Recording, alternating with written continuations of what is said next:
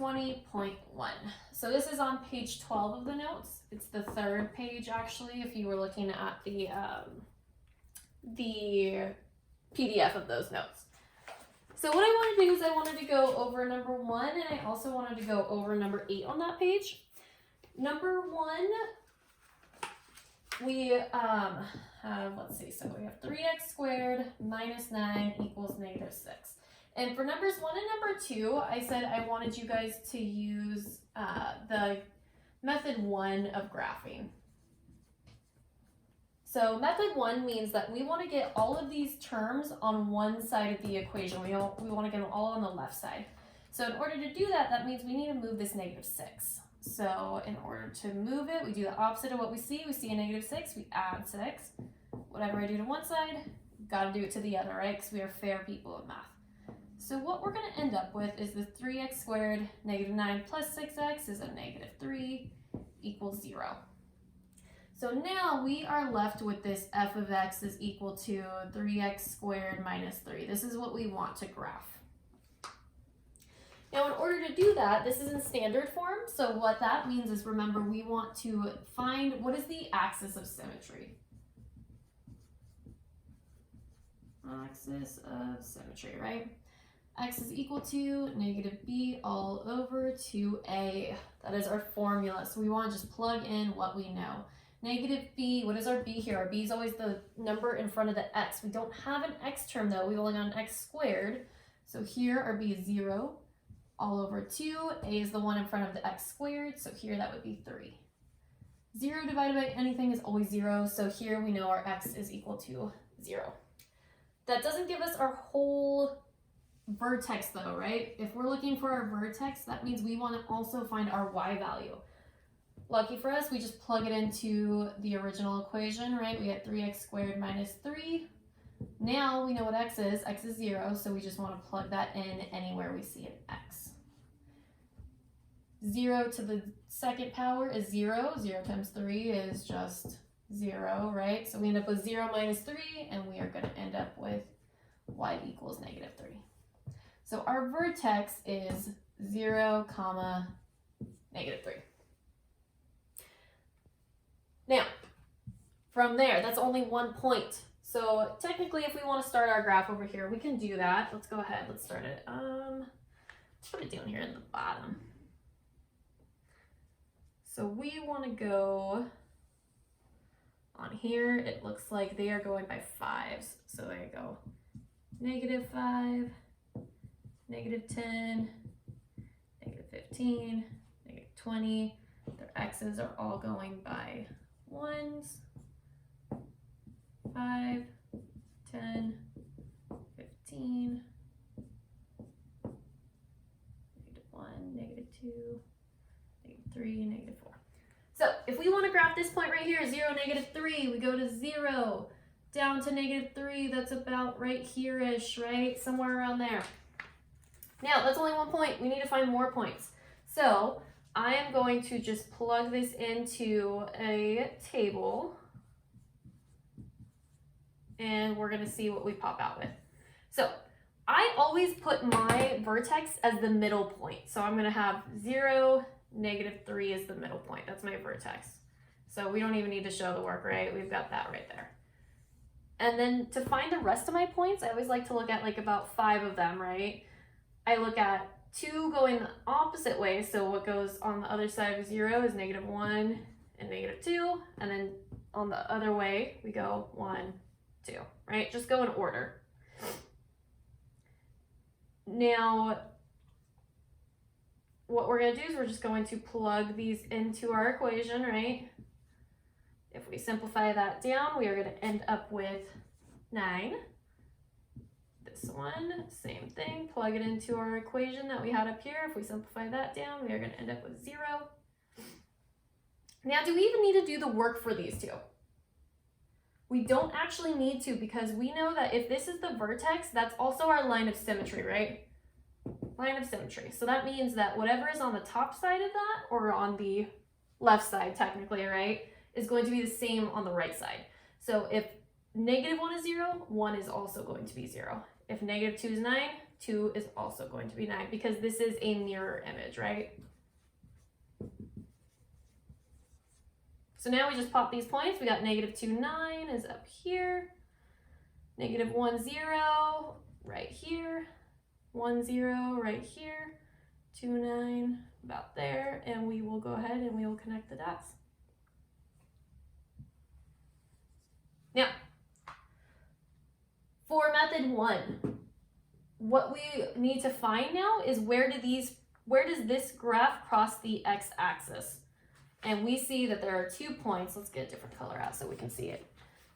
We see that there are 2 points where this crosses the x, right? We see it's right here and we see it's right here.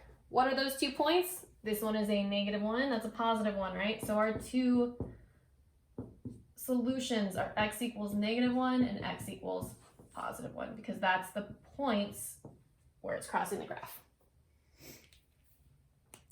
I know, it's a lot to soak in. Let's go ahead, let's take a look at number 8 as well. I know I went kind of fast, sorry. I just don't want these videos to be like 10 hours long. So. Plus you guys have this in your notes anyways.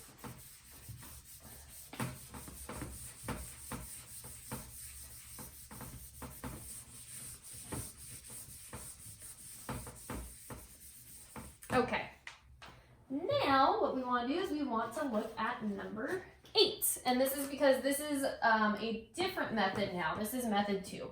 So number 7 and 8, I wanted you to solve with method 2. And now method 2 is a little bit different. We don't actually need to put everything on the same side of the equation for method 2. We're all right keeping it, we're losing it. We're all right keeping it on separate sides.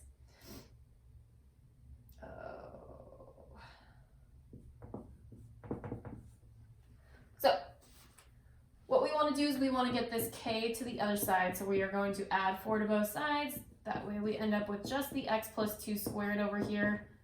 That cancels out, is equal to 4 now, right? Now we have 2 separate sides. We have our left side and we have our right side. That gives us 2 different equations. So we have f of x is equal to the left side, x plus 2 squared. And we also have g of x is equal to the right side, which is just 4.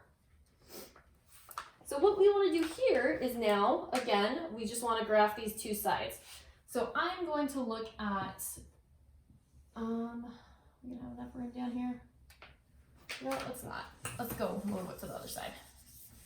Let's look at first the vertex. So f of x, what is our vertex? Remember, our vertex is always h comma k, right? What is my h here? It's not +2, because remember this is a negative sign in our formula, so it's actually -2. And then do we have a plus k? We don't anymore, so it's just -2, 0. So let's go ahead, let's come over here, let's graph that. So we got 1, 2, 3, 4, 1, 2, 3, 4, 1, 2, 3, -4, 1, 2, 3, -4. So we've got -2, 0. That's our vertex, right? So that means that this right here is going to be our line of symmetry. Our U shape is going to be either going like that or like that. What we want to look at next is we can actually find our other points, not necessarily by doing the math this time.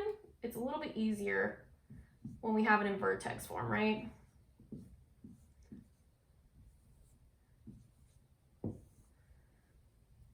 So again, I'm going to go ahead, I'm going to put this guy in the middle here. I always put my vertex in the middle.